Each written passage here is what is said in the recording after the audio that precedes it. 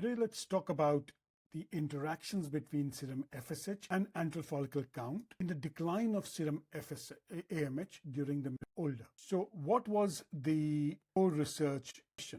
The question here was, how does serum FSH and antral follicle count interact to influence the decline of anti-Müllerian hormone during the menstrual cycle as women get older? Does it matter?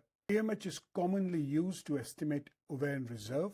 Why AMH drops so quickly with age, even when some follicles remain, is crucial for fertility assessment and menopause prediction.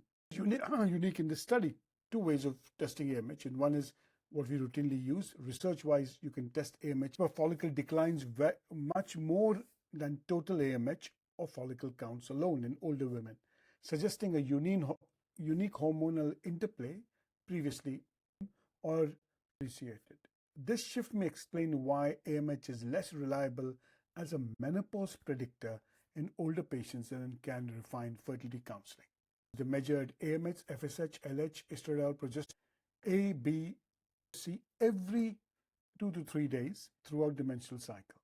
26 healthy women aged 18 were studied, and two groups, those between 18 and 35 and older, 45 and 50. Examinations with ultrasound to look for the antral follicle count, repeated blood draws, analysis to separate women with high and low AMH per follicle, statistical model, and evaluate hormone follicle relationships. The was those who had aged more than 45 had 11-fold lower AMH per follicle than 45, while menstrual cycles progesterone remained normal, per follicle dropped. Relationship: as follicle numbers fall, Inhibin B drops, causing the FSH to rise. That's one of the ways that the FSH will rise as for start dropping, which in turn suppresses AMH production per follicle. You see follicles in women where our response is not good, if we do not get adequate number of eggs. That change is much more at the cellular level. And deeply important is that as the numbers of follicles start dropping, Inhibin starts dropping, and a steady increase in FSH occurs. It's useful in predicting menopause or fertility decline, and we cannot use it as a marker for fertility. What is the drawback? The drawback is a smaller sample size.